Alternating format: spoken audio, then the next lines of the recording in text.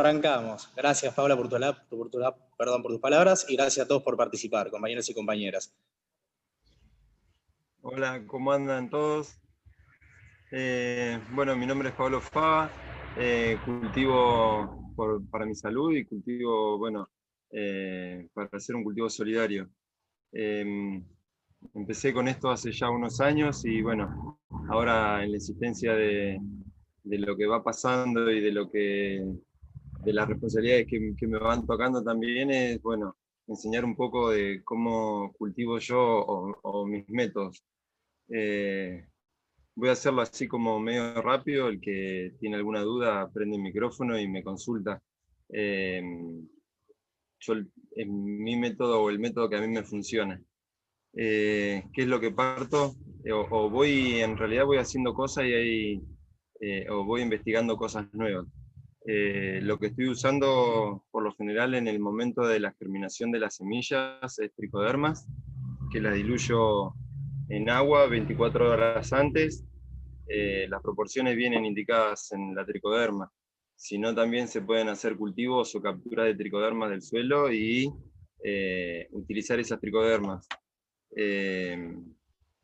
Ya Mónica después lo va a explicar un poco más o me va a ayudar ahí en las funciones importantísimas que tienen las tricodermas en el momento de la germinación, de inocular desde el primer momento, para asegurarnos de eliminar los patógenos, hongos patógenos. Entonces, bueno, yo parto con las semillitas, hay veces que parto así, hay veces que parto de otra manera.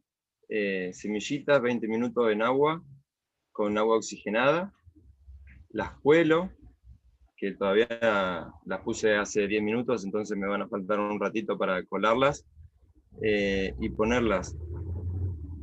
Yo utilizo este método, un tupper que es de lado, una servilleta, y en el momento de poner las semillas, ya tengo preparada el agua, y mojo las servilletas.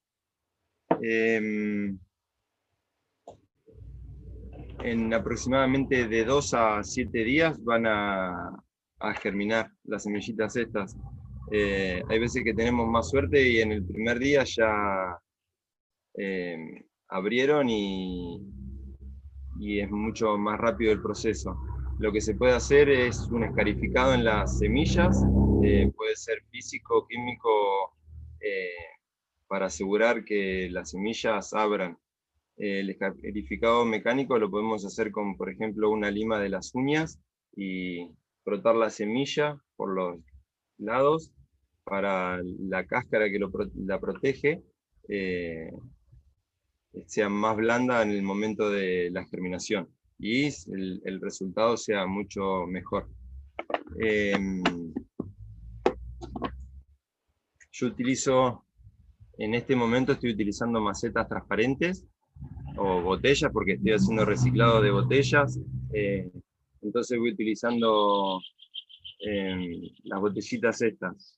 Los sustratos preparo o compro el sustrato, alguna marca de sustrato, o lo preparo yo. Utilizo perlita, vermiculita, turba y tierra de compost, que hacemos, o sea, en mi casa tenemos el compost, lo empecé californiano y vamos armando el compost, y después vamos alimentando a las lombrices. Después de varios meses que la tierra que tengo está trabajada 2 años en lombrices, así que yo durante 2 años no las toqué, las dejé que hagan su tierra, hagan su trabajo, y bueno, obtuve una tierra que la mezclo al 30% de turba, 30% de perlita y 30% de tierra. Si agrego vermiculita le pongo un poco menos de perlita. Básicamente eso. Después, en el momento de que germinó la semillita, cuando tiene de 2 a 6 milímetros, las entierro en maceta con hasta el 60% del sustrato. Yo ahí le he ido agregando, porque si se ve acá los cotiledones, a medida que va creciendo la plántula, voy tapando con tierra. Como ahora estoy esperando que ya hizo raíces para trasplantarlas, no sé si se notan ahí, voy tapando con tierra.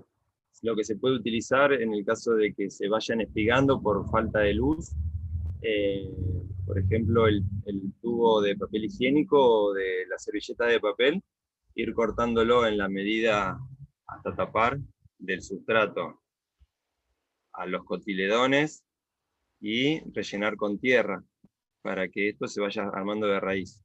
Si yo tengo la maceta muy llena, en este caso yo lo que puedo ir haciendo es agregándole tierra y me quedaría 1 centímetro de cotiledón, del sustrato al cotiledón. Como ya digo, como estoy esperando para trasplantarlas ya, las dejo ahí y en unos días ya las trasplanto.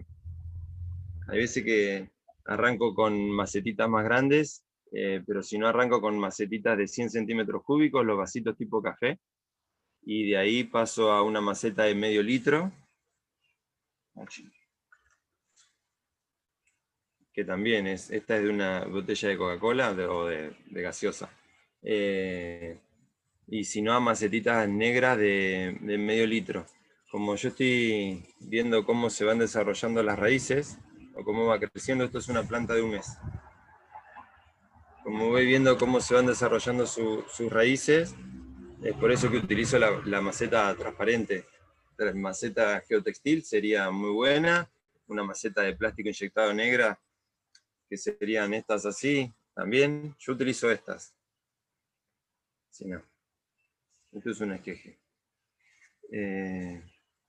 Y después, bueno, lo que voy haciendo a medida que van creciendo las plantas, en el primer mes casi que no le doy de comer, le doy solamente agua, y hago auxinas, que son auxinas de lentejas, que germino las lentejas, proceso, hay veces que la hago procesada solamente la raíz, hay veces que proceso toda la raíz con la semilla, y hay veces que utilizo solamente el agua enzimática, o que son, cuando germina la semilla, la pongo en agua, la dejo entre 8 a 24 horas, y con esa agua riego. Lo que utilizo también por lo general es agua de papa, junto el agua de la cocción de la papa, el agua de la cocción del arroz, siempre sin sal. Y esas aguas las mezclo al 50% con agua de lluvia o agua de filtro, y con esas aguas voy regando. Cuando son en el primer mes de vida. Y ya después empiezo a hacer los preparados, que por ejemplo, que yo le comentaba a Candela de que a veces que tengo miedo de pasarme en lo que le estoy dando de comer, porque si bien es algo orgánico y que no tiene ningún aditamento, hay veces que me da, porque las veo que se desarrollan como raras las plantas. No solamente cultivo cannabis, hago huerta. Entonces hay veces que me da miedo de ver cómo en muy poco tiempo se ponen tan grandes las plantas. Por lo general hago o purín de ortiga, que está medio difícil conseguirlo, o voy haciendo con, por ejemplo, los desperdicios que vamos teniendo en mi casa, o lo que no comemos. Hay veces que usamos las pencas y las hojas de la selga, siempre si podemos conseguir sin tratamiento de agrotóxicos, mucho mejor. Penca de acelga, o los troncos y los tallos de los brócolis, de la coliflor, las hojitas. A lo mejor si consiguen una verdulería que les dé algunas verduras de hoja, y lo pongo, estaría bueno, perdón. Lo pongo en agua, más o menos pongo 1 kilo de materia vegetal en 10 litros de agua, y lo dejo 10 días a la sombra, y todos los días lo revuelvo, y a los 10 días ya lo empiezo a utilizar al 50%. Yo por lo general riego solo con agua, después le aplico puro el purín, y después vuelvo a regar con agua. Cande me decía que ella lo mezcla al 50% y lo aplica así. Yo lo aplico ahí y creo que estamos bien. Y después puedo ir haciendo otros preparados para alimentar a la planta, con levadura nutricional, uso kéfir, los nódulos de kéfir, que se los voy dando a las lombrices o los voy haciendo trabajar cuando hago los preparados. Le pongo un par de cucharadas de melaza en 10 litros de agua siempre. 2 cucharadas de melaza, 2 cucharadas de levadura nutricional. Le pongo, hay veces que agua de lentejas. Yo en mi casa consumimos mucha lenteja, entonces las lentejas como que siempre tenemos. Y hasta las tenemos germinadas, florando en este momento.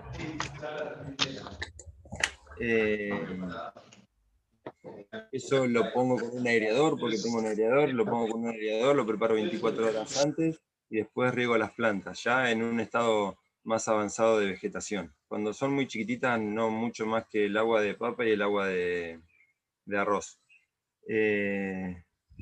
Bueno, y después el manejo que hago en cuanto a las plagas, que ya se va a detallar más Mónica, es con jabón potásico y aceite de neem, en 5 mililitros de cada uno por litro de agua, y con eso rocío entre de 10 a 15 días, y cuando tengo alguna peste, porque no estoy exento a tenerla, y tengo mucho verde, entonces tengo mucho a veces entrada de bichos, riego cada 3 días aproximadamente con, ya digo, con 5 mililitros de potásico, 5 mililitros de neem y agua. Preparo en un frasquito agua, 3 cuartos de agua, si está tibia, calentita, mucho mejor. Le pongo el neem y le aplico el jabón potásico. Lo tapo, lo mezclo y después lo adiciono en el pulverizador con la cantidad de agua. Yo acá le echo 3 cuartos de agua y depende de la cantidad de sustrato, de agua que yo vaya a utilizar y la cantidad que yo pongo. Bueno, mezclo esto con el restante del litro de agua y pulverizo las plantas. No sé si necesitan preguntar algo, si está bien. Quería hacerte una pregunta yo, voy a aprovechar. Pablo, ¿cómo estás? Bien, ¿y vos? Quería preguntarte cómo haces. Bien, muy bien. La verdad, contento por la charla que estamos llevando hoy. Quería preguntarte cómo confeccionás los esquejes, qué procesos usás, ¿no? Cómo haces que viva, que si usás una determinada ramita de la planta. Mirá, yo utilizo, depende del estadio de la planta, es lo que utilizo. Esta era una planta en su momento que estaba en floración, o arrancando la floración, por eso es chiquitito también. Y utilicé las ramitas de abajo, y como eran muy cortitas, por eso es también el tamaño del esqueje, porque era una planta en desarrollo. O sea, me quedó muy enana, la cultivé en invierno y me quedó muy enanita, y en un momento, por eso, es que a veces que tengo miedo en lo que le he hecho, era una tierra con mucho humus, y le eché comida encima. Entonces la mamá de esta, o la que era la planta madre, se me hizo hermafrodita, y bueno, me quedaron 4 esquejes, 3 de los que tengo yo en este momento. Utilizo por eso la parte de abajo de la ramita, y la técnica de corte la ha explicado Mónica. Cortan el tallo a 45 grados, yo lo pongo en agua oxigenada, cuando lo corto lo pongo en agua con agua oxigenada, en unas gotas de agua oxigenada, y después directamente al sustrato. Y del sustrato lo embolso, yo utilizo una bolsita, lo embolso y lo dejo en un lugar a la sombra. 2 días a la sombra y después ya lo empiezo a dejar a la penumbra, no lo dejo nunca directamente al sol. Hasta que no veo a los 10, 15 días que empezó a formar hojitas nuevas, lo dejo siempre a la penumbra. Y cuando veo que empieza a hacer las hojitas nuevas, esta es una planta que se revegetó. O sea, por eso tiene hojitas lisas y hojas más en serrucho. Las hojas más en serrucho son las que están empezando a salir ahora. Y después ya directamente...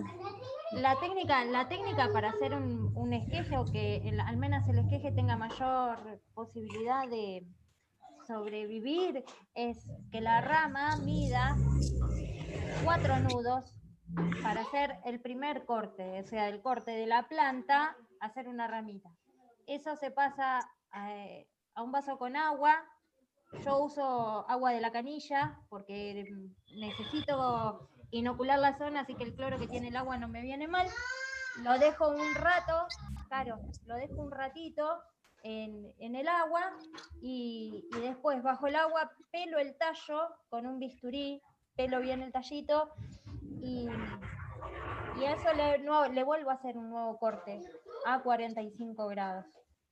Eso lo dejo reposar un rato en el agua, lo saco del agua, lo paso por enraizante, hay muchos que usan aloe vera, hay muchas técnicas, agua de sauce.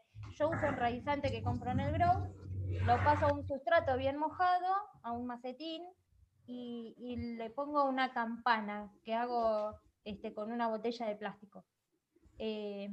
Los pongo abajo de la planta madre o los pongo en el indoor con la luz bien cerquita, y a veces funciona y a veces no. ¿Qué lo vamos a hacer? Son cuestiones de mano. Los últimos que hice vinieron zafando y han sido regalados. Ahí va.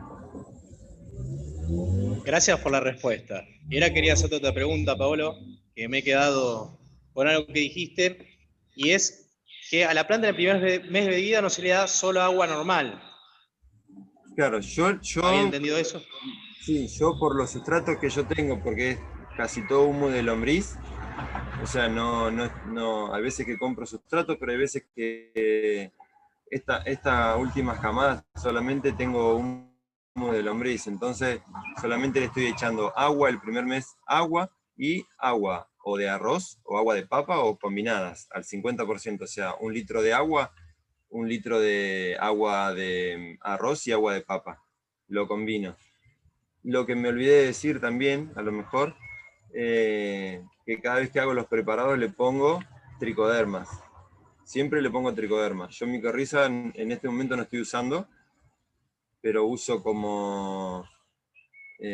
uso las tricodermas, y como uso mucha usina de lenteja, que es lo que uso como enraizante, no uso más nada que eso en el primer mes de vida. Ya después sí le empiezo a hacer los biopreparados o los preparados biológicos.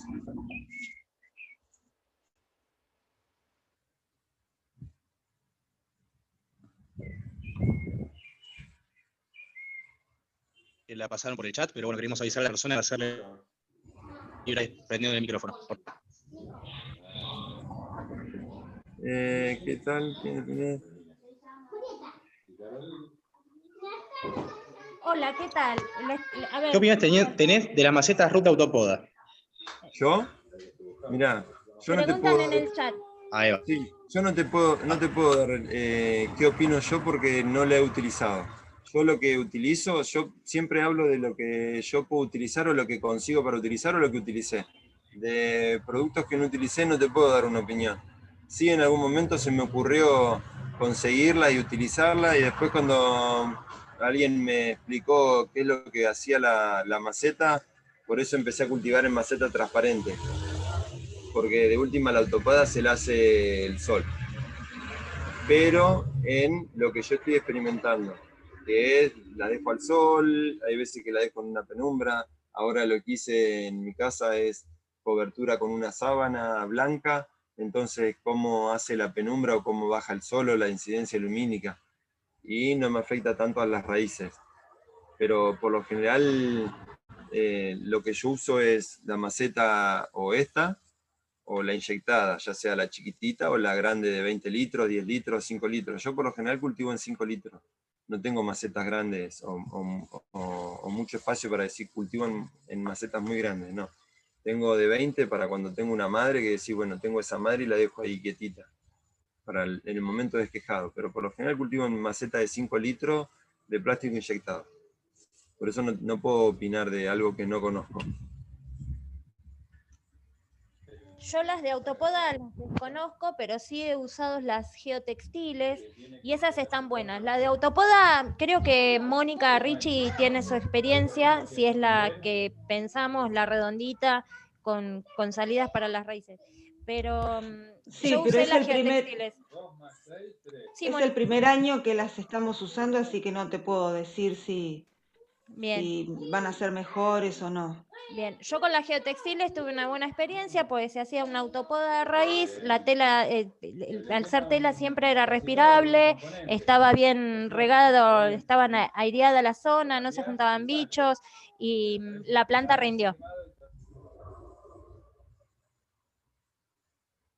Claro, yo de la geotextil todavía no la probé. Ya en algún momento estoy camino como a ir probando distintas cosas o ir innovando para tener mejores resultados. La geotextil, por eso, la geotextil y la de la autopoda no puedo opinar, no puedo decir Una si... pregunta. ¿Las de Autopoda son las que le dicen las Rocket, la famosa que es una Claro, marca? Ah, perfecto. Sí, yo tuve experiencia con esa y no las recomiendo. No me parecieron, no me dieron grandes resultados. Me dieron más resultados las negras de 20 litros. Nada, eso.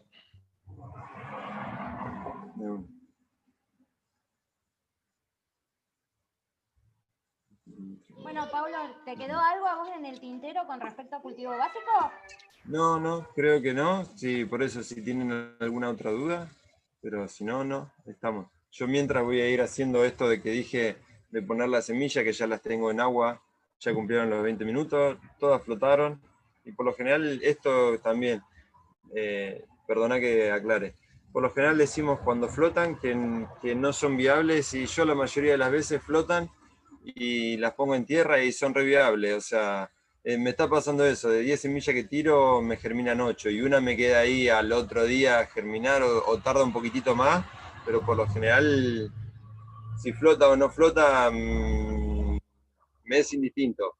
Yo las pongo a germinar igual. Eso. Gracias, Pablo. Gracias por tu aporte. No sé si tenemos alguna pregunta más. ¿Algún interesado en hacer alguna pregunta? Ahí tenemos una oración, pero bueno. Bueno, en ese caso seguimos con Mónica.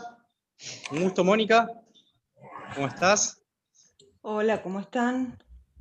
Muy bien. Bueno, te cedemos la palabra. Bueno, ¿están viendo la presentación? Perfecto. Bueno, gracias por haber venido y gracias por haberme invitado. Vamos a ver cuáles son las plagas, ¿sí? Algunas enfermedades que afectan al cultivo de cannabis.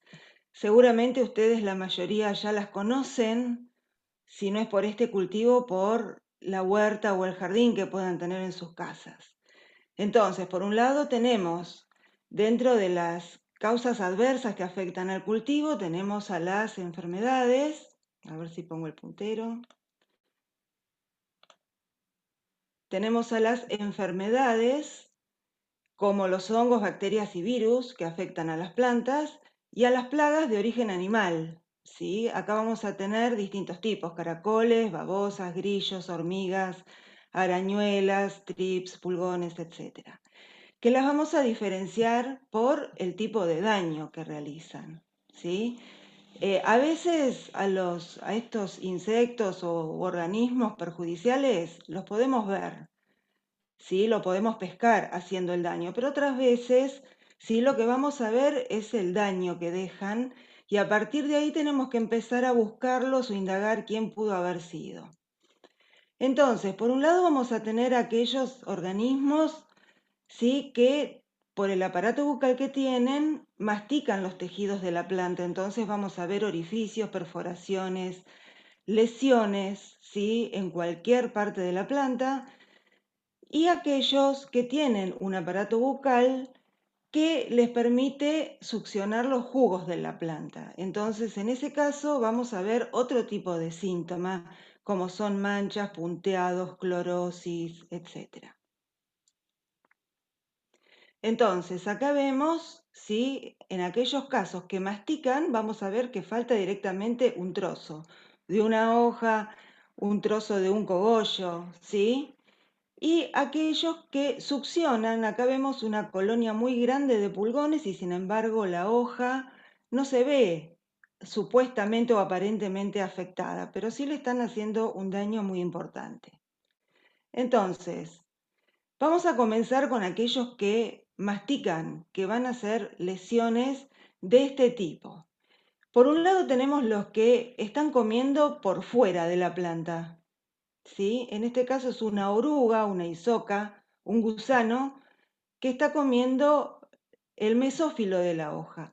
Cuando son pequeños vamos a ver que la hoja, cuando comienza el daño, dejan este calado, ¿sí? Para tener un plano de sustentación y luego terminan haciendo el orificio típico, ¿sí? De un masticador.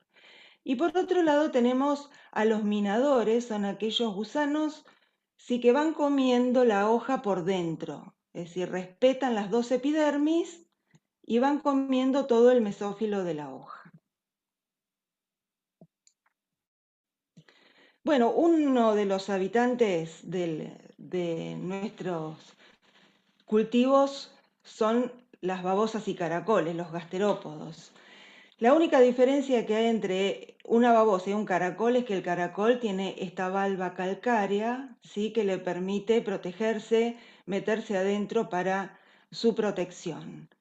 Son muy voraces, ¿sí? Son organismos muy voraces que pueden atacar desde una plántula recién sembrada o trasplantada hasta un cogollo. ¿Qué tienen estos organismos? Porque no son insectos, ¿sí? Tienen, acá se ve el aparato bucal, es como si fuera un rallador, un sinfín, que van rotando y van raspando, ¿sí? La superficie del vegetal hasta que terminan, ¿sí? Haciendo un escarificado y masticando todo. En este caso también vemos este calado. En general lo que vamos a ver durante el día es este daño, ¿sí? ¿Por qué? Porque estos bichos escapan a la luz, son fotófobos y sufren mucho la desecación, por eso durante el día van a estar refugiados en lugares donde a veces nosotros mismos favorecemos que se desarrollen. Siempre que tengamos cultivo en maceta, y tenemos zonas con mucha humedad y poca incidencia de la luz, es un riesgo para que se desarrollen este tipo de organismos, ¿sí? Porque durante el día van a estar refugiados debajo de la maceta, debajo de piedras, maderas que podamos tener sobre el sustrato, y al atardecer, cuando baja la intensidad de la luz, a la noche salen a comer. Acá vemos una hoja, supuestamente estos son caracoles pequeños, ¿sí? Luego terminan consumiendo todo. Entonces, en una noche pueden consumir su peso, ¿sí? De vegetal, sea de la planta de cannabis o de nuestra huerta. Entonces pueden hacer mucho daño. Los favorecen los lugares húmedos y sombríos. Todo lo que pongamos como las macetas, mulch vegetal, ¿sí? Cobertura verde, los protegen. Se llaman babosas porque es conocido ese resto, ese hilo de baba que dejan sobre el sustrato cuando se desplazan, porque necesitan de esa humedad también para proteger su cuerpo de la deshidratación y también para facilitar el desplazamiento. Son muy longevos, pueden vivir 2 años, se reproducen mucho. Los huevos son típicos, los vamos a encontrar en el suelo, ¿sí? Cuando cavamos, metemos la pala en el suelo, y también lo podemos encontrar en otras especies adheridos a la parte aérea del vegetal. Entonces, ¿cuáles son las condiciones predisponentes o que favorecen la aparición de ellos? Lugares húmedos, sombríos, con baja insolación. También este tipo de plantas que podamos tener en nuestro jardín, que les dan mucha sombra y protección, ¿sí?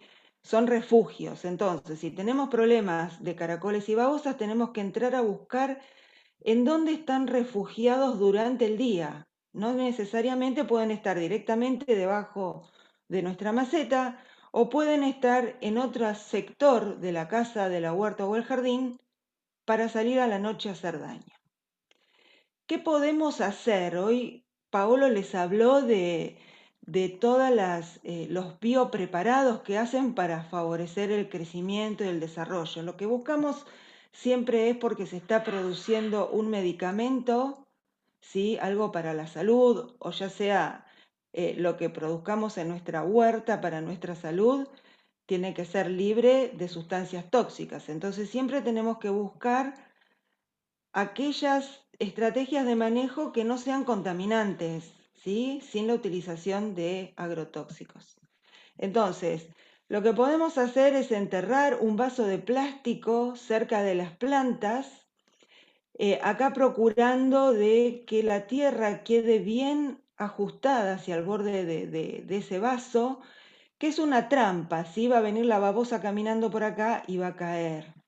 Le podemos agregar aparte algún atrayente. Un atrayente muy conocido para las babosas y caracoles es la cerveza, ¿sí? Pero bueno, se coloca la cerveza a la tardecita, procurando de que llegue a la trampa, y bueno, al otro día hacemos el recuento. También se le puede agregar ahí cualquier otra, ahí tenemos, sí, el vaso con una babosa, un poquito, no es necesario llenar el vaso. Se le puede agregar otro atrayente que es la harina de maíz, la polenta.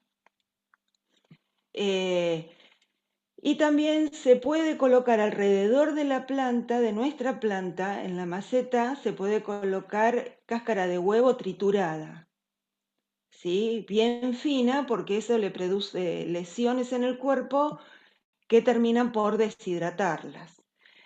Es conocido que la sal las deshidrata inmediatamente, pero tenemos que pensar que si estamos tirando sal a nuestro suelo, todo lo que estamos haciendo para nutrir a la planta es dar un paso hacia atrás. Cuando nosotros salinizamos el suelo, ¿sí? El pH del suelo sube y las plantas no pueden absorber los nutrientes.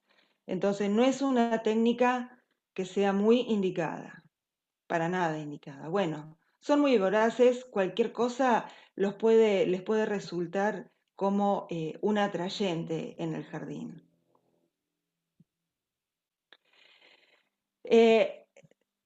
Yo les voy a dar algunos, es decir, todas las plagas tienen sus enemigos naturales, ¿sí? Que están naturalmente, espontáneamente en nuestro jardín, en nuestro huerto. Entonces, estos cascarudos, que se llaman boticarios, estos son los gusanos, las larvas, y estos son los adultos, se alimentan de caracoles y babosas. Así que si los encuentran en su jardín, ¿sí? Este es el gusano. Si encuentran las valvas del caracol vacía, seguramente uno de estos cascarudos los estuvo comiendo. Acá ven, es muy típico en estos la coloración metalizada que tienen, ¿sí? Son muy bonitos y son nuestros aliados. A veces no alcanza la clara de huevo, no alcanza la cerveza, no alcanzan estos boticarios. Bueno, siempre hay que ir agotando todas las estrategias para tratar de evitar o utilizar como última herramienta el control químico. En el caso de las babosas y caracoles hay cebos que, bueno, por lo menos tienen la ventaja con respecto a otros que no se aplican directamente sobre la planta que yo voy a cosechar. Bueno, hay otros masticadores. Acá se ven tremendas mandíbulas con las cuales pueden hacer un daño muy grande a nuestro cultivo. Estos son ocasionales, ¿sí? Las langostas, los grillos verdes, las tucuras pueden hacer un daño ocasional, pero cuando están realmente, pues, comen mucho, ¿sí? Y en un día, si no estamos atentos y todos los días tenemos el hábito de ir a ver a nuestras plantas, revisarlas y observarlas bien, cuando nos damos cuenta ya han hecho un daño muy importante. Estos son las tucuras, también hay grillos verdes. Ven que pueden atacar, pueden aparecer en cualquier estado del desarrollo del cultivo y pueden atacar, en este caso, hojas y macollos.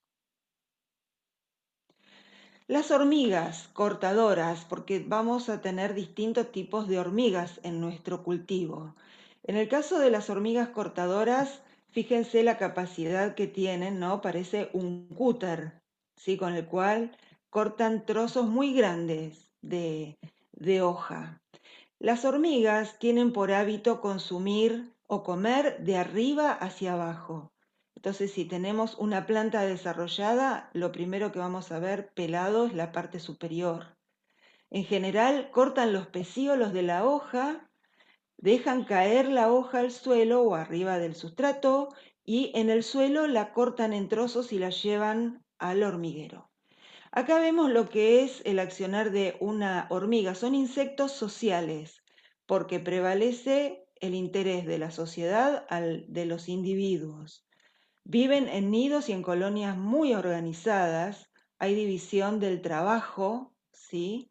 Están aquellas que salen a cortar, a forrajear, están las que cuidan a las que salen a trabajar, están las que cultivan el hongo, es decir, las hormigas cortadoras no comen lo que cosechan, utilizan ese material vegetal para cultivar un hongo del cual sí se van a alimentar.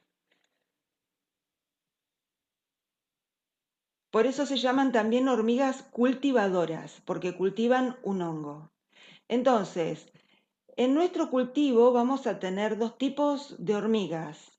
Unas nos van a producir un daño directo y otras un daño indirecto. Acá tenemos estas hormigas que no son las cortadoras. Las podemos encontrar sobre nuestro cultivo cuando hay otras plagas. Por ejemplo, pulgones, moscas blancas, cochinillas. Por favor, me interrumpen si necesita que yo aclare algo, porque no los veo a todos en la presentación y no sé si alguno se está durmiendo o pone cara de que no entendió algo, ¿sí? Entonces me interrumpen y aclaramos. Fantástico, Moni, va fantástico, es Vamos clarísimo muy y bien. súper pedagógico lo que explicás. Bueno, entonces, esta es un ejemplo de una hormiga que está en nuestro domicilio. Normalmente está caminando por las paredes y sube a los tirantes de nuestras casas, ¿sí?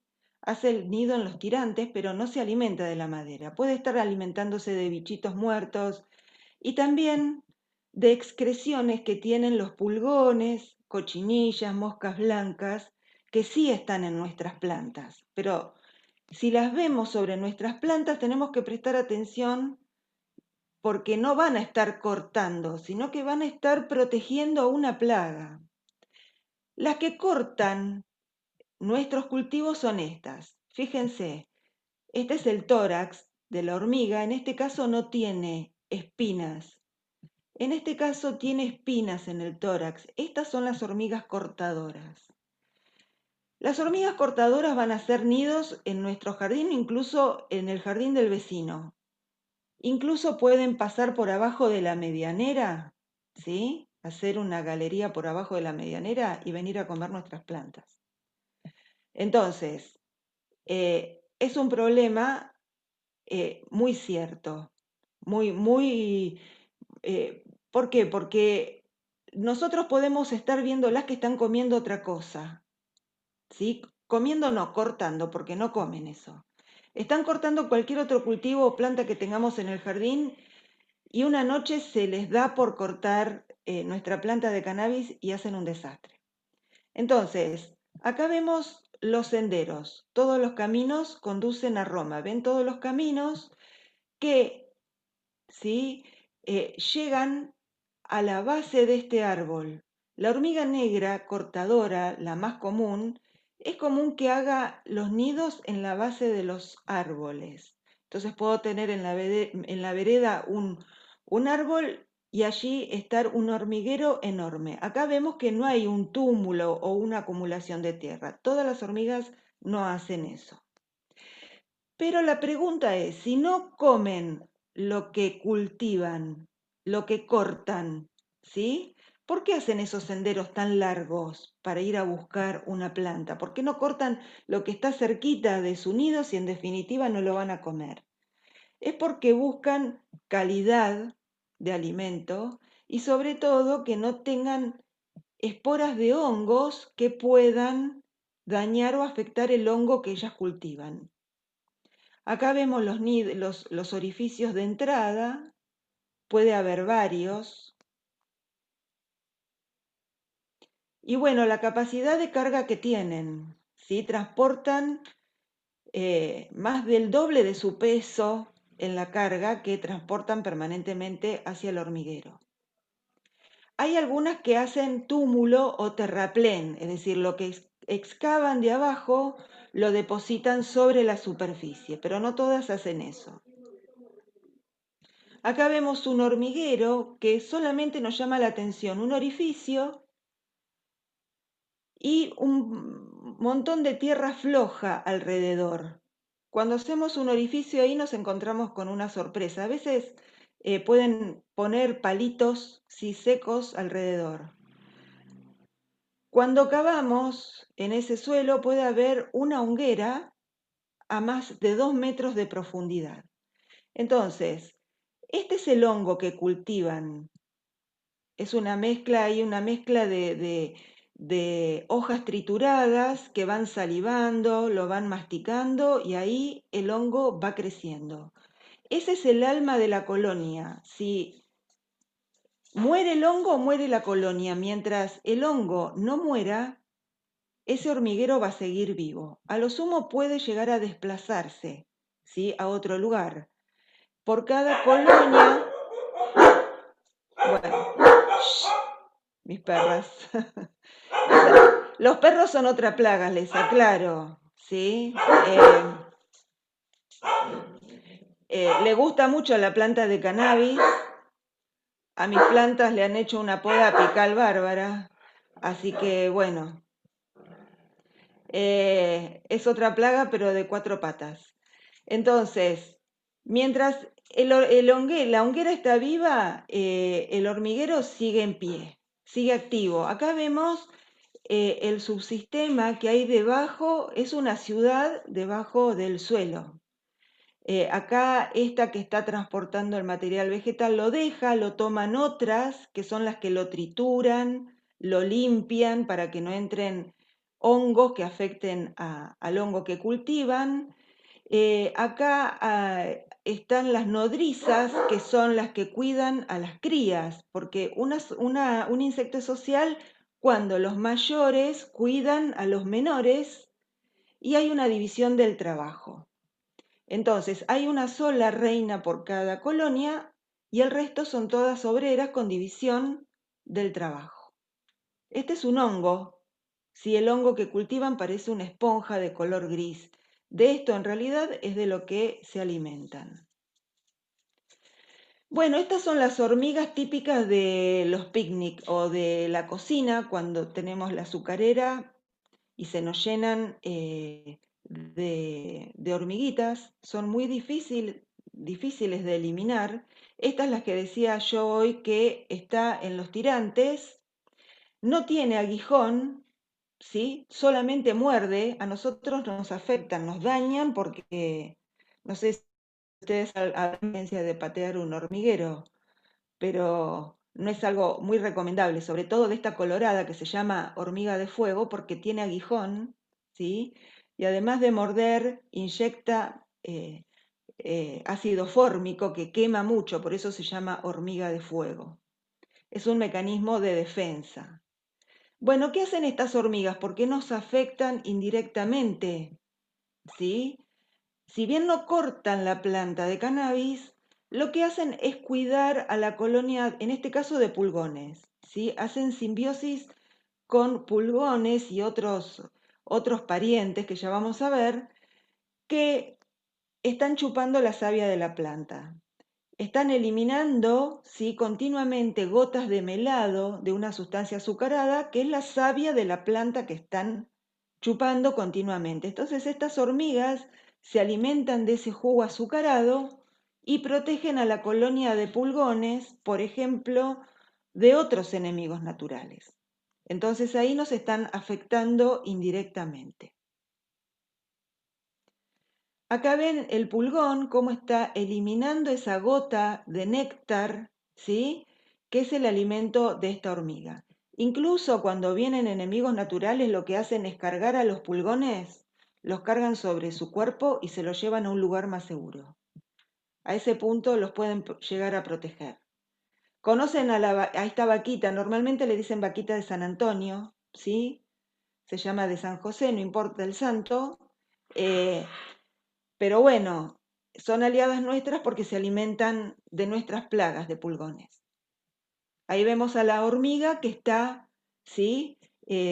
Las atacan y la matan directamente, ¿sí? Si no se va rápido, la matan.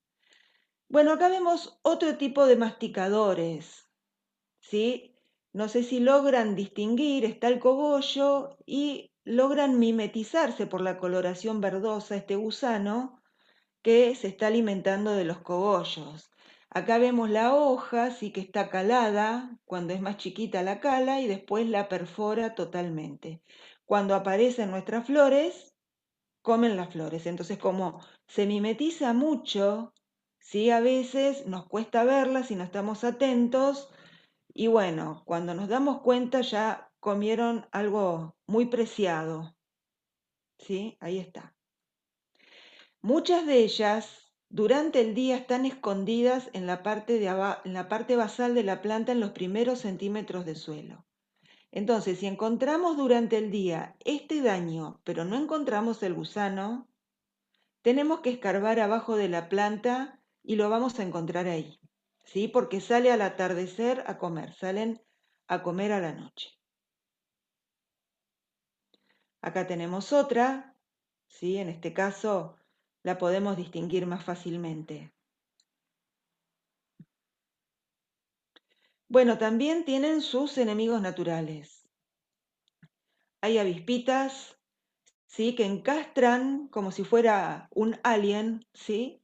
Encastran un huevo dentro del cuerpo de esa larva. De allí hay muchas larvas de esa avispita que se alimentan del interior del cuerpo de la larva y cuando luego terminan por matarla y estos capullos que están afuera van a dar origen a cientos de avispitas que luego van a ir a alimentarse de otra plaga. A estos gusanos también los afectan, se los muestro porque ya vienen formulados en los grow, ¿sí? No voy a hacer propaganda porque yo no trabajo para empresas ni para grow, trabajo para la universidad, pero bueno, ya vienen formulados estos productos que son hongos. Así como nosotros nos afectan hongos, virus y bacterias que nos causan la enfermedad y la muerte, a ellos también. Son específicos de estos insectos. A nosotros no nos hace nada, ¿sí? Todo esto blanco que ven acá es el micelio de un hongo que se llama, en este caso, Boveria bassiana.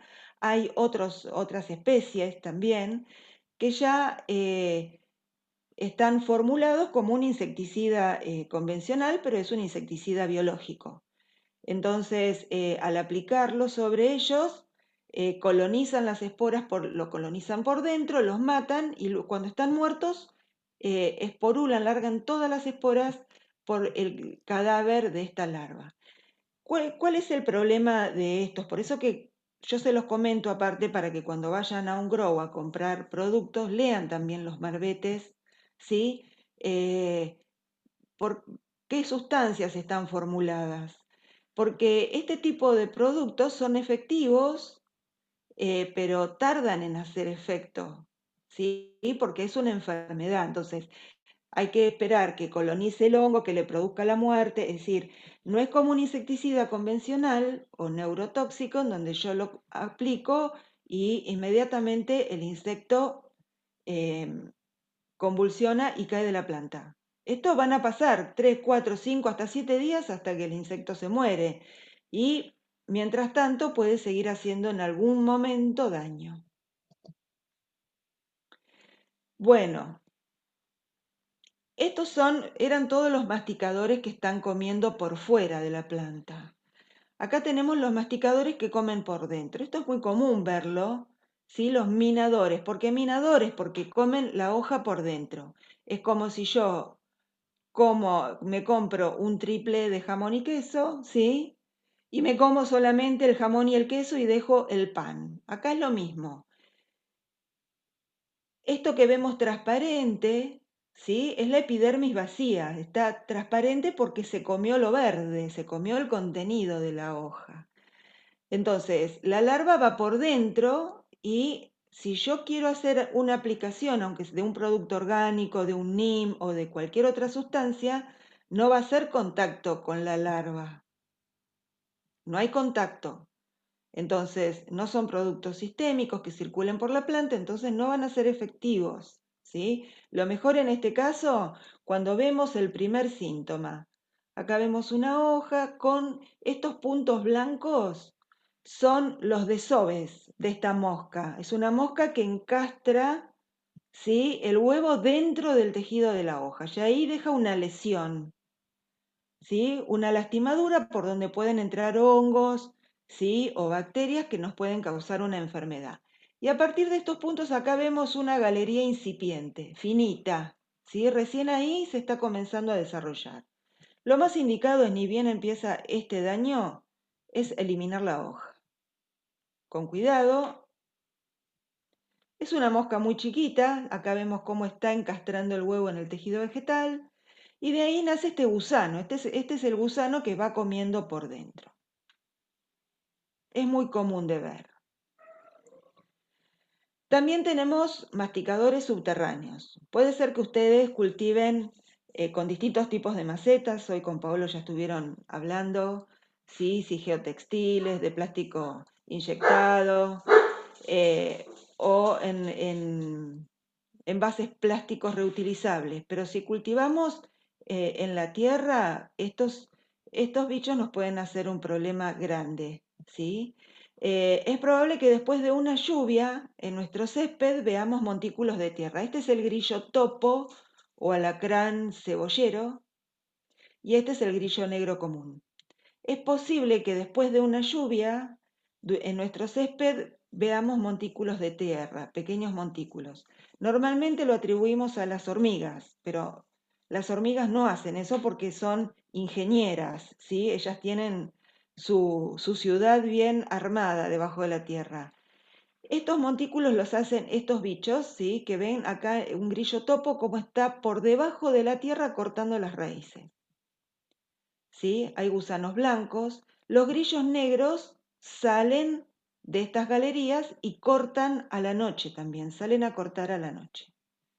Entonces, vimos qué importancia tiene el desarrollo, con Paolo, el desarrollo en los primeros estados de desarrollo de la planta, el desarrollo radicular, ¿sí?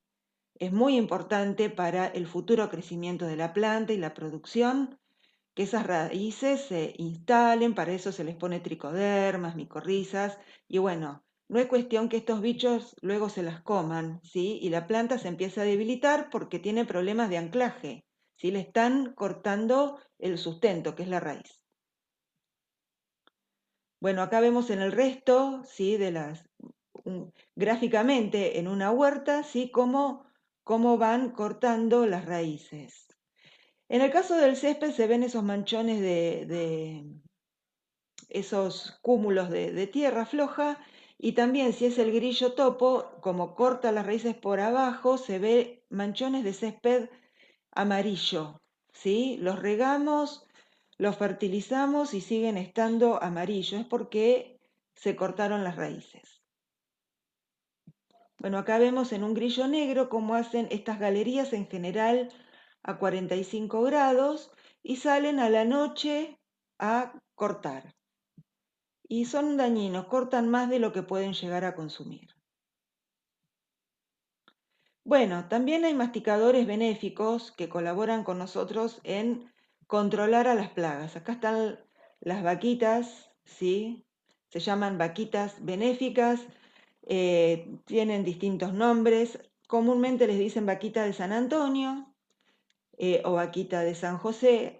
Tanto los adultos como las larvas se alimentan de pulgones. El pulgón es una plaga muy frecuente en los cultivos, en cualquier cultivo y en el de cannabis también. Acá vemos otros gusanos, las crisopas, que tienen mandíbulas muy poderosas y se pueden alimentar de ellos. Bueno, ahora comenzamos con los que chupan, ¿sí? O succionan la savia. Tenemos, por un lado, a dos que si bien no son, no pertenecen al mismo grupo, ¿sí? Hacen un daño similar. Por un lado están los trips y por otro lado las arañuelas. Son bichos muy chicos. Las arañuelas miden 0,2, 0,3 milímetros y los trips un poquito más. Entonces tienen un aparato bucal que hacen, vacían las células a nivel debajo de la epidermis, ¿sí? En cambio, estos, ¿sí? Pulgones, moscas blancas y cochinillas, tienen un aparato bucal como si fuera un sorbete muy largo, ¿sí? Como un aparato bucal similar al mosquito, ¿sí? Que nos chupa la sangre. Bueno, ese aparato bucal fino y largo les permite llegar hasta el floema, hasta los vasos de conducción de la savia. Entonces, todo lo que están fotosintetizando las hojas, que después nosotros queremos que vayan a las flores y tener buena producción de flores y de cogollos, estos insectos lo están chupando continuamente. Y chupan grandes cantidades, muchísimo.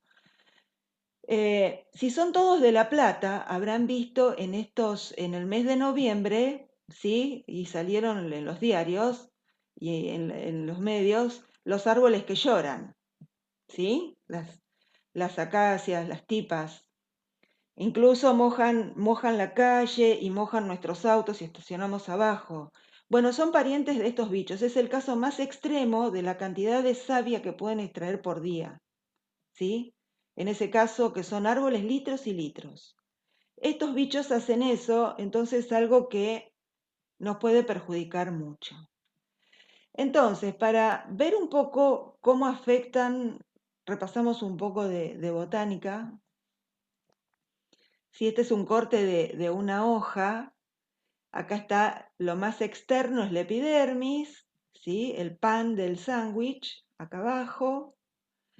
Y adentro están las células.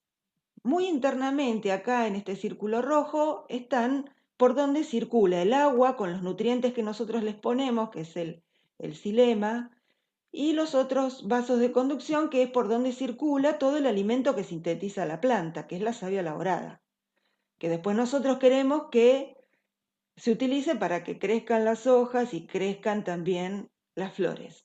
Entonces, acá van a estar todos estos bichos chupando continuamente grandes cantidades de savia, más de la que pueden asimilar. Por eso vieron, ¿se acuerdan las hormigas? Eso que eliminaban por el ano, esa gota de melado, es lo que utilizan las hormigas para alimentarse. Entonces, acá tenemos chicharritas o cotorritas, pulgones, chinches, cochinillas y moscas blancas. Los trips y las arañuelas, que dijimos que eran más pequeñitos, tienen un aparato bucal muy cortito que hacen que vacíen esta célula, es decir, clavan el aparato bucal y lo que hacen es chupar todo el contenido de la célula.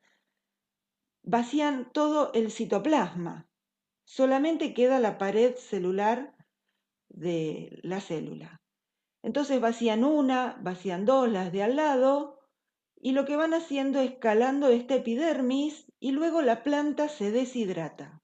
¿Sí? Cuando la epidermis queda muy perforada como un colador, de tanto que estos insectos van perforando una y otra célula como si tuvieran un clavo, la planta se deshidrata. Ante una situación de mucha temperatura y baja humedad relativa, vamos a ver que las hojas se tienden como a enrollar. Entonces, no vamos a ver que falta una parte de una hoja, que hay un orificio, pero el daño que hacen es muy importante. Entonces, los minadores que van a estar comiendo, que son masticadores, esta parte del medio, ¿sí? Respetando las dos epidermis. Esta es la arañuela roja o ácaro tejedor. Son arácnidos, ¿sí? Son parientes de las arañas. Las arañas son benéficas porque se alimentan de otros artrópodos. No tenemos que eliminar a las arañas de nuestro cultivo porque se van a estar alimentando de otros. En este caso son parientes, la arañuela roja o ácaro tejedor conserva de sus parientes las arañas la capacidad de tejer tela, ¿sí? Pero no la usa para capturar a las presas, sino que la usa para proteger la colonia, para desplazarse por la planta de arriba abajo, hacia los laterales. Son bichos muy chiquitos. Entonces, esto es lo que pueden hacer con la tela, ¿sí? Fíjense, esa tela muy finita está envolviendo todo ese cogollo y por dentro de esa tela ellas se desplazan.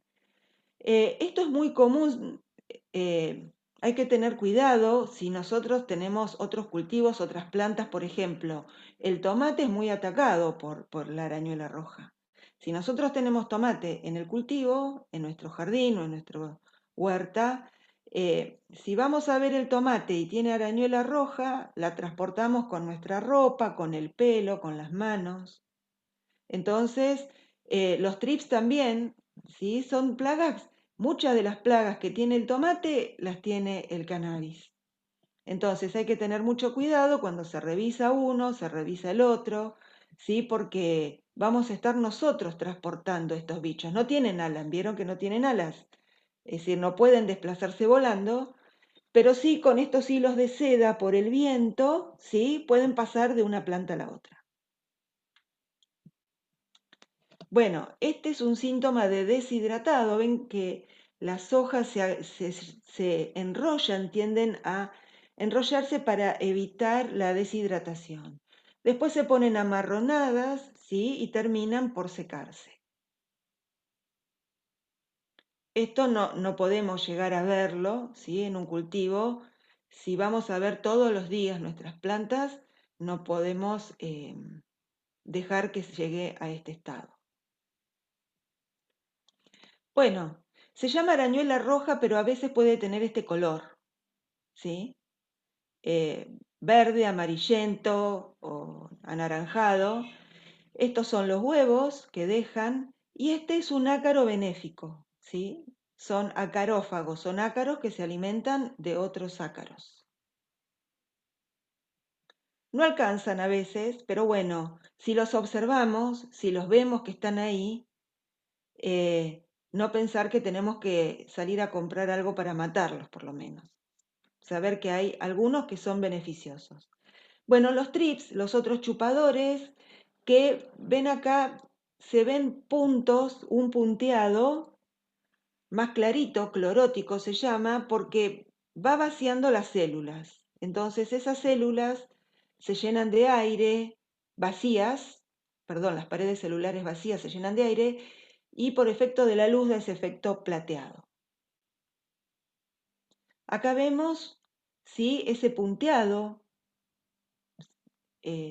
blancuzco, amarillento, y también se ven puntos negros. No sé si ustedes los alcanzan a distinguir. Hay puntitos negros. Es un bicho chico, igual que un pulgón. Uno piensa decir, ¿por qué es tan complicado controlar un trips? Que siempre alguna vez que tenemos trips, seguimos teniendo trips. Los tenemos en otras plantas de nuestro jardín o de nuestra huerta, ¿sí? Sobre todo si tienen flores. Pero es complicado este bicho porque esos puntos negros que hay ahí, abajo hay huevos. Es decir, la hembra tiene un ovipositor que hace una lesión en el tejido dentro de la hoja, encastra los huevos y luego los tapa con excremento. Esas motas negras es excremento de la hembra que está tapando los huevos. Luego, para completar el ciclo antes de llegar a adulto, ¿sí? Pasa una etapa de su desarrollo en el suelo o en el sustrato. Entonces, nosotros podemos aplicar un aceite de neem con jabón potásico y vamos a hacer un control preventivo y ya en este caso es curativo, obviamente, no tampoco debiéramos llegar a esta situación, pero nunca podemos estimar qué cantidad de huevos están por nacer de esas hojas, ni tampoco qué cantidad de adultos pueden llegar a emerger en los próximos días del suelo. Es por eso que una vez que aparecen, tenemos que hacer varias aplicaciones sucesivas, cada 2 o 3 días, para intentar cortar ese ciclo. Bueno, también tienen enemigos naturales. Porque bueno, a veces mis alumnos también me llaman y me dicen, profe, ¿esto con qué lo matamos? Yo digo, no, eso no lo tienen que matar porque es un enemigo natural. Es decir, esta chinche es muy chiquita, es negra con estas bandas claras, está naturalmente, aparece naturalmente. Si nosotros no usamos, ¿sí? No usamos agroquímicos, estos insectos que son benéficos cada vez son más numerosos. Entonces van a aparecer naturalmente en nuestro cultivo. Y cada vez vamos a tener menos plagas. Lo mismo que les explicaba hoy Paolo con la nutrición de las plantas. Todos los purines, ¿sí? Lo que él hace con las papas y las cáscaras de papa, agua con las lentejas. Hay una teoría que se llama de la trofobiosis, que es que cuando una planta tiene una nutrición, es menos atacada por las plagas y resiste más a las plagas y a las enfermedades. Es como cuando nosotros estamos bien dados y estamos bien nutridos, es más difícil que pasa lo mismo. Cuando nosotros le damos una alimentación, una nutrición orgánica y acorde a su estado de crecimiento y de desarrollo, lo más probable es que tengamos menos cantidad de plagas. Si tiene menos cantidad o nos pasamos por exceso, las plantas se estresan, tienen más plagas, son más atractivas para las plagas. Bueno, pulgones comunes en nuestros cultivos. Acá vemos, se los puse lo de las mamushkas porque, bueno, acá también está la mamushka grande, la mediana, la chica, la más chiquita. Es una familia. A partir de una sola hembra se puede originar en pocos días toda esta colonia. ¿Por qué? Porque son hembras, ¿sí? Lo que llega a nuestro cultivo es una forma alada, es la que coloniza el cultivo. Una vez que llegó este alado, va a empezar a reproducirse, ¿sí? Y va a dar los pulgones comunes, que son los que no tienen alas, porque la única función que tienen es comer, ¿sí? Y reproducirse. Entonces, ¿cómo se reproducen? De esta forma, no ponen huevos, directamente paren, son vivíparos. Paren una ninfa, bien sale del cuerpo de la madre, ya clava los estiletes y empieza a alimentarse. Pero aparte, estas son todas hembras que sin la intervención del macho, sin haber una reproducción sexual, dan descendencia. Entonces son clones, ¿sí? Directamente. Entonces, esta ninfa que está saliendo de acá, a los 5 o 7 días ya empieza a parir hembras. Entonces, un solo adulto alado que llega a nuestro cultivo, en pocos días, si no estamos atentos, nos desarrolla una colonia muy grande.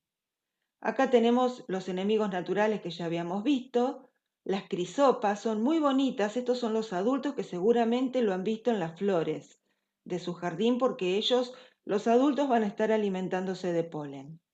Ponen estos huevos, ¿sí? Que son muy característicos. Nace el gusano, que es el que se va a alimentar de los pulgones. Son muy voraces y pueden colaborar mucho en el control de los pulgones. También están las vaquitas. La de San Antonio es esta, la verde y amarilla, ¿sí? Las otras son de otras especies, tanto los adultos como las larvas se alimentan de pulgones. Esa se alimenta de la planta de cannabis, ¿sí? Es defoliadora. Acá tenemos otros enemigos naturales, las avispitas. Yo le decía hoy del alien, ¿sí? Encastra un huevo dentro del cuerpo del pulgón y luego los pulgones, tengan el color que tenga el pulgón, se ponen inflados porque ya tienen el alien adentro, que es la avispita que se está desarrollando, ¿sí? A expensas de su cuerpo. Entonces de ahí adentro van a ser un pulgón. Esto es el jazmín de mi casa, ¿sí? Naturalmente, bueno, tenía un ataque de pulgón y están todos parasitados, ¿sí? Incluso acá tienen un orificio que quiere decir que de ahí ya salió la avispita. Es decir, eso ocurre naturalmente. Acá la vemos, la vaquita, los pulgones y la hormiga, ¿sí? Espantando a la vaquita. Bueno, ¿cómo podemos hacer para controlar estos insectos? Que son voladores. Podemos poner trampas, ¿sí? Y si ponemos suficiente cantidad, nos ayudan para bajar las poblaciones. Es decir, que hayan más cantidad de estos bichos atrapados en estas trampas que en nuestro cultivo. El amarillo es el color universal que atrae mayor cantidad de insectos, a todos los insectos. Y el color azul celeste atrae específicamente a los trips. ¿Los trips van a caer en las amarillas? Sí, pero si tengo un ataque importante de trips, habría que reforzar con alguna celeste. Este es el fundamento, es decir, yo puedo utilizar para saber si tengo, acá caen moscas, mosquitos, cae todo, porque es el color que más atrae a los insectos, es el color del polen. Pero si pongo mucha cantidad, lo que hago es bajar las poblaciones. ¿Y cómo consigo que queden acá? Le tengo que poner una sustancia pegajosa. Acá puedo poner, en mi cultivo puedo poner cintas, ¿sí? O estas, en los invernáculos se ponen, en las calles, ¿sí? Se ponen estos plásticos. Recomiendan muchas veces utilizar vaselina líquida, pero cuando hace mucho calor la vaselina líquida pierde adhesividad muy rápido. Yo recomiendo un aceite tipo de auto usado, ¿sí? De alta densidad. Y normalmente yo lo que recomiendo, no sé si tengo por ahí, ¿vieron la boligoma vacía? Ahí adentro se puede llenar con el aceite y con la misma almohadilla, ¿sí? Pasan por la superficie para pegar ese aceite. Hay otras trampas que nos pueden ayudar para bajar las poblaciones de estos bichos, que son estas trampas de agua. Podemos usar cualquier recipiente de agua color amarillo, como botellas de lavandina, ahora les voy a mostrar. Se les pone una gota de lavandina para que no se pudra y detergente para que se sumerja, ¿sí? 1 o 2 gotas de detergente. Entonces podemos utilizar estos envases plásticos de descarte, los pintamos con aceite de auto, la superficie, o podemos hacer en este caso una doble trampa. Dentro le hacemos una ventanita y le ponemos agua con detergente y lavandina y por afuera los pintamos con el aceite. Y ayudan a bajar las poblaciones de insectos. ¿Los van a eliminar? No, sí, pero tenemos que aprender a convivir un poco con ellos. No podemos pretender no tener nada en el cultivo. Entonces, lo que hacemos hoy, algo Paolo les estuvo comentando, es la utilización de preventivos, el NIM, por ejemplo, aplicar una vez por semana una solución de NIM con jabón potásico, y pueden ser también, algunos vienen ya con canela. Entonces, el NIM es una sustancia antialimentaria. Se extrae de un árbol que es pariente del paraíso, así que bueno, se ha ensayado bastante utilizar los frutos del paraíso, esas bayas amarillas, hacer un purín, un macerado en agua o un extracto alcohólico de esos frutos que también se pueden utilizar. También se puede usar distintos purines como el purín de ortiga, el alcohol de ajo, hay muchos insecticidas caseros. Para el caso de los pulgones se utiliza mucho se puede utilizar el tabaco. El tabaco, la nicotina, es el primer insecticida, ¿sí? que se aplicó hace muchos años. Entonces se puede dejar macerando en agua una colilla de cigarrillo o un cigarrillo, el tabaco de un cigarrillo, con unas virutas de jabón blanco ¿sí? Pocas. ¿Por qué? Porque todos estos insectos tienen el cuerpo cubierto por cera. Si yo no agrego jabón potásico o no agrego unas virutas de jabón blanco, lo que yo aplico no hace depósito, no queda depositado sobre el cuerpo del insecto, porque al tener cera es como que todo resbala.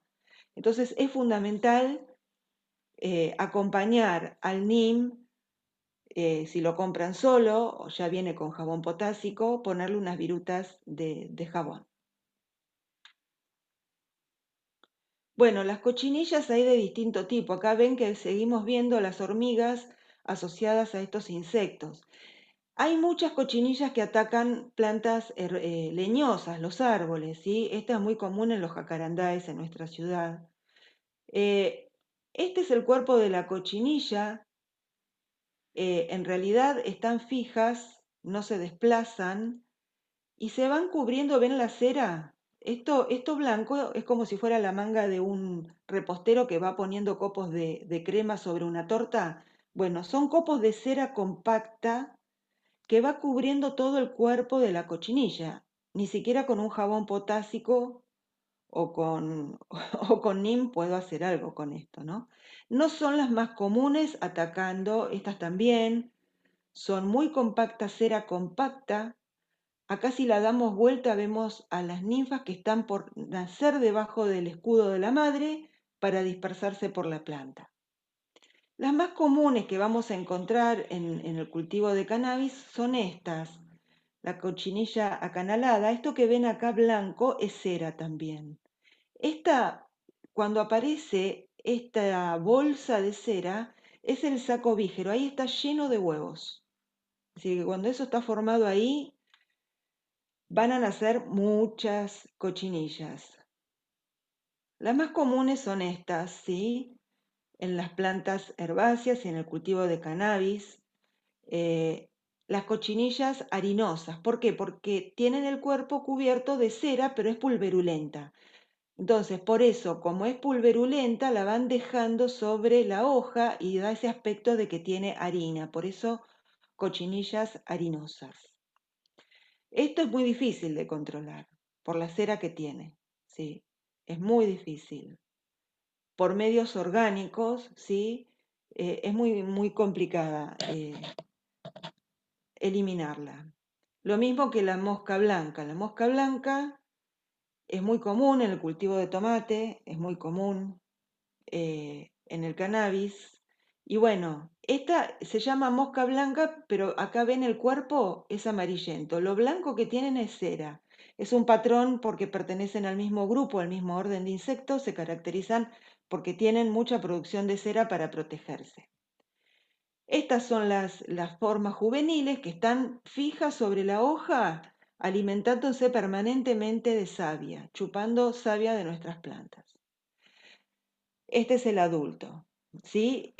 ¿Cuál es el problema de todos estos insectos que están succionando savia? Al igual que el mosquito nos pica a nosotros, si picó a una persona que tiene dengue, ¿sí?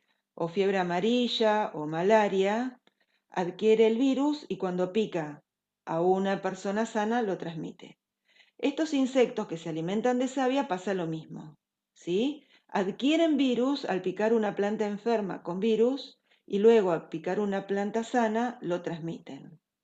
Son grandes transmisores de virus. Bueno, esto es lo que dejan sobre las hojas, la cera.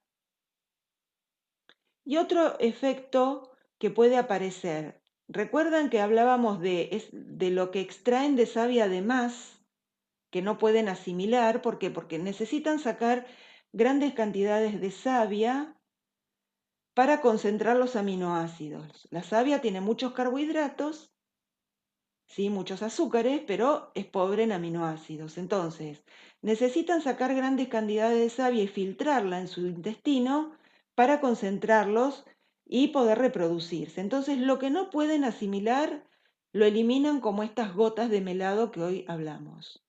Esa sustancia azucarada, ese líquido azucarado, además de atraer a las hormigas, sirve de alimento a este hongo que se llama carbonilla o fumagina, que se alimenta de esa sustancia azucarada. Ese hongo, ¿sí? Obviamente, siempre que hay un hongo sobre nuestras plantas, sea en las hojas o en los cogollos, no se pueden consumir, no se pueden utilizar, porque los hongos tienen micotoxinas que nos pueden afectar a nosotros. Entonces, esto no puede pasar. Seguimos con los enemigos naturales. Acá las que son claritas son las que están sanas y las oscuras son las que tienen una avispita adentro que las está controlando. Si vemos eso, es bueno.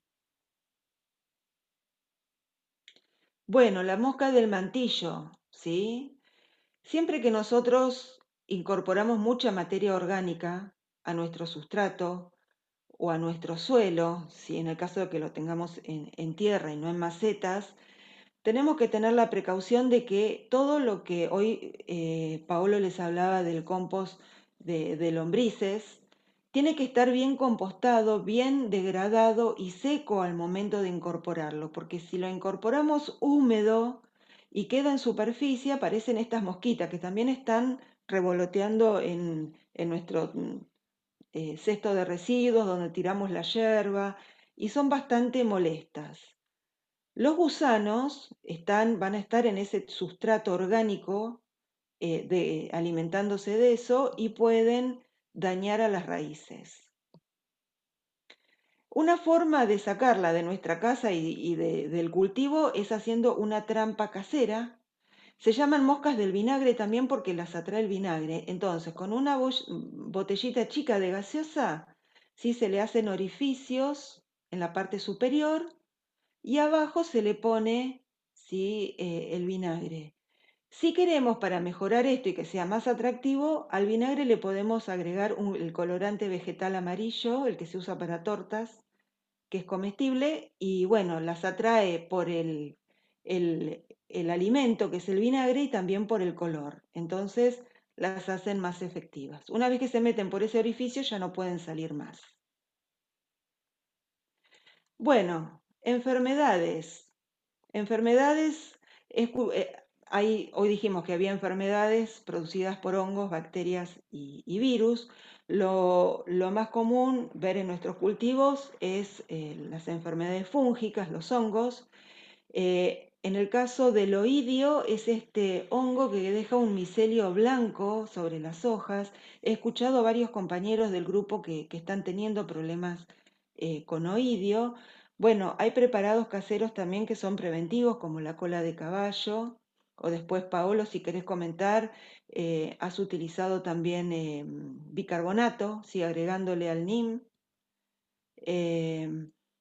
Los hongos son muy difíciles. Una vez que el hongo se instala, eh, es difícil curarlo. Es decir, las técnicas que se usan son más preventivas que curativas.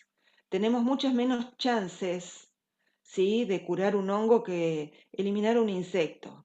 Lo que tenemos que tener cuidado con los hongos es que una vez que identificamos una hoja sospechosa, eliminarla, no dejarla tirada en la base de la planta, destruirla. Tener cuidado cuando trasplantamos, ¿sí?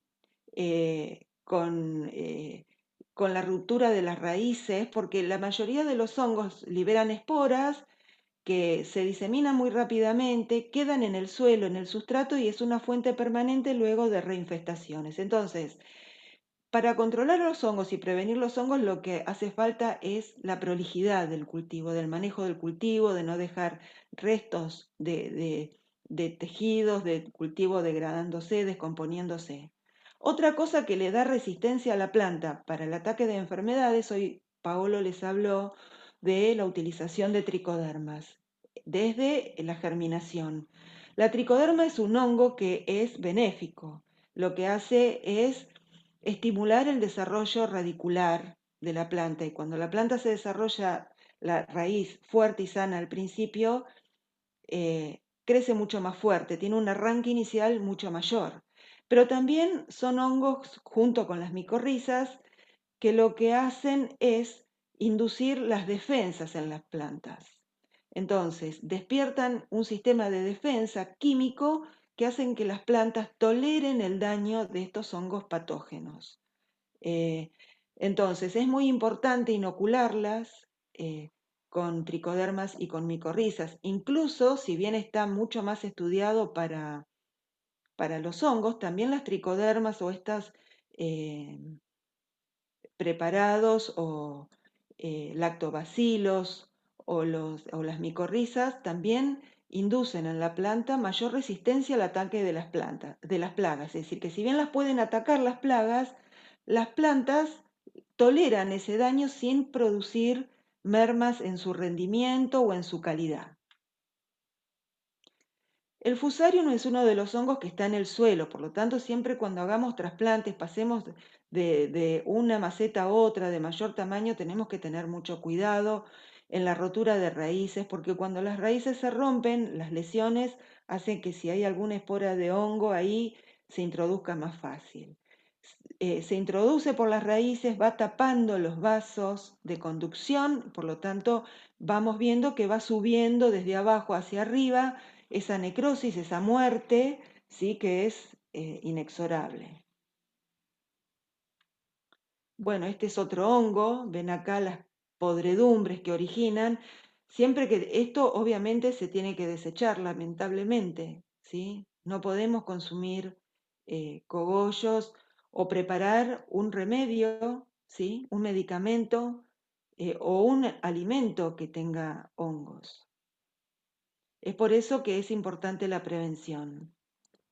En líneas generales, las distintas especies de hongos pueden empezar en las hojas con estas manchas amarillas que luego se mueren y una vez que se mueren aparece la mancha necrótica. La mancha marrón es cuando ya el tejido está muerto, ¿sí? Entonces, primero aparece con un síntoma de amarillamiento o clorosis y luego las manchas marrones de necrosis, ¿sí? Este es otro hongo con esas manchas amarillas que luego se van propagando. Bueno, quería compartir una frase con ustedes de mi maestro: nunca te faltarán recursos cuando quieras hacer algo bueno para la sociedad. Si tu corazón es puro y tu intención es clara, la naturaleza te apoyará. Bueno, muchas gracias por haberme acompañado. Bueno, ¿alguna pregunta que tengan para Mónica? En todo caso, bueno, voy a hacer una yo y voy a aprovechar. Mónica, Sí. Veníamos hablando acá de insecticidas naturales y demás. Ahora, yo quería preguntarte qué tipo de insecticida que no sea natural vos aconsejás utilizar en el caso de lo que son pulgones y arañas rojas. En el caso de la arañuela roja, es muy difícil de batallar, ¿sí? Es por eso que yo les explicaba de qué tipo de tejido se está alimentando. En el caso de elegir un insecticida, un acaricida, en este caso, un insecticida que pueda actuar contra la arañuela roja, yo elegiría alguno que tenga un efecto que se llama traslaminar, es decir, que si bien no circula por toda la planta, penetra por la hoja y se acumula en todo el espesor de la hoja, en el mesófilo, que es donde ella está comiendo. Eso hay un producto que, porque no todos vienen fraccionados, hay un de la línea Mamboretá, ¿sí? Está el Mamboretá ABA, que es que tiene como principio activo la vermectina, que si bien se extrae de un hongo de suelo, no es inocuo, porque a veces pensamos que todo lo que surge de hongos o de plantas y demás es inocuo, y no siempre es así. La vermectina actúa sobre el sistema nervioso central nuestro, entonces no es inocua. Hay que utilizarla con precaución, hay que leer siempre bien los marbetes, ¿sí? Las indicaciones del producto.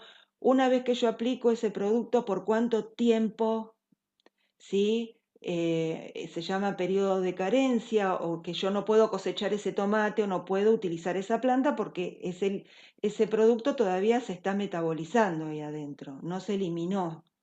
Entonces, tienen que siempre leer muy bien las indicaciones, aplicarlos con la precaución que corresponde, ¿sí? No un día de viento, que pueda yo, por efecto del viento, que me caiga sobre la piel o inhalarlo, usar guantes, usar manga larga para aplicarlo, que no haya contacto dermal, aplicar con anteojos, ¿sí? Tener todas las precauciones para utilizarlo, porque me intoxican a mí, es decir, matan a la arañuela roja, pero también me pueden matar a mí. Utilizarlo en la dosis que dice el envase, no utilizar más por las dudas, porque es algo de decir, no, le pongo media tapita más o le pongo un chorrito más, eso no hay que hacerlo. No hay que ponerle ni de menos ni de más, es como un antibiótico. A mí cuando tengo anginas y me dan amoxidal, si el médico me dice una pastilla cada 8 horas, no tengo que tomar, no, por las dudas, a ver si me hace mal, tomo uno cada 12. No, ni tomar 2 cada 8 horas. Es decir, tomar la cantidad que está recomendada. Muchas gracias, Mónica. Ahí tengo otra pregunta que están haciendo respecto a la carbonilla, que repitas cómo combatirla. La carbonilla no es un hongo que afecta a la planta, ¿sí? No es uno de los hongos patógenos, pero sí es un hongo que es un hongo, se está alimentando de esa sustancia azucarada. Es decir, si yo tengo esa carbonilla, tengo que fijarme bien que seguro tengo ataque de mosca blanca, de pulgones, de alguna cochinilla, ¿sí? El ataque de esos insectos es lo que hace que luego se deposite ese hongo por el melado que hay sobre la hoja. Si bien no afecta a la planta, todos los hongos tienen sustancias tóxicas que luego a mí me pueden afectar la salud. Entonces, esas hojas hay que eliminarlas directamente. Hay que eliminarlas. Perfecto. Ahí tenemos otra pregunta que se refiere a cómo combatir las hormigas. Bueno, acá la compañera que pregunta habla que tiene los dos tipos, tanto la de fuego, si no me confundo, Sí. como la negra. Bueno, las hormigas cortadoras, hoy vieron, ¿no? Que es muy difícil porque si yo no elimino la honguera, van a estar, ese nido va a estar activo, ¿sí? Entonces, así los veo a todos. Lo que se utiliza normalmente, lo único que hay efectivo son los granulados, los cebos granulados. Lamentablemente. Se pueden utilizar, por ejemplo, el arroz, no está comprobado, el arroz puede tener distintos, si nosotros ponemos arroz sobre el sendero de la hormiga enseguida se lo lleva al hormiguero.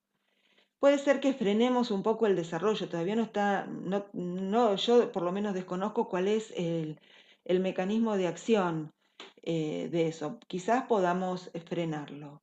El NIM dicen que tiene un efecto y el paraíso también.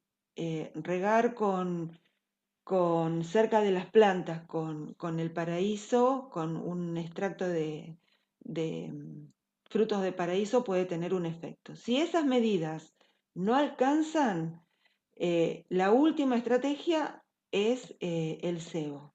Dentro de todos los insecticidas es la formulación más segura. ¿Por qué? Porque yo voy a poner el cebo no en la boca del hormiguero porque no se lo lleva. Hay que ponerlo sobre el sendero, donde ellas van transportando el material. A distancia de la boca de entrada se ponen esos granulados y ellas comienzan a llevarlo. Lo mismo que para caracoles y babosas. A veces la cáscara de huevo no alcanza, la cerveza no alcanza, y bueno, tenemos que recurrir a un granulado, pero no es algo, es más fácil de manipular. Lo que hay que tener cuidado son con los animales domésticos o con los niños, en donde se guardan este tipo de productos, ¿sí? Una vez que si decidimos utilizar un cebo o un granulado, ¿dónde lo guardamos lo que sobra en la casa? Fuera del alcance de los niños, debidamente rotulado con una etiqueta que diga veneno para que nadie se confunda. Nunca guardar los restos en una botella de gaseosa, ¿sí? Hay muchas intoxicaciones por la mala conservación de esos productos, accidentes domésticos, ¿no? Y las otras, las chiquititas, la de fuego, bueno, esas son muy difíciles de sacar. Lo que lo que se usa para el control de plagas domiciliarias que está probado es la caotrina. Entonces hay que ponerla en los sitios donde ellas están transitando, por donde ellas, por los zócalos de la casa, por la parte de afuera, porque en general ingresan desde afuera, y bueno, con las precauciones que hay que tener en la manipulación de esos productos. Bueno, Mónica, no habiendo más preguntas, damos por concluido la charla de hoy. No hay más que palabras de agradecimiento para vos, para Paolo, para Candela, para toda la Asociación Cultivo en Familia. Espero que esto sirva como una plataforma de lanzamiento para realizar reuniones de esta índole. Ojalá que en algún momento podamos hacer presencial con algo práctico, que sería muy nutritivo. Gracias por sus aportes, la verdad, extraordinarios, tanto lo fáctico como lo técnico.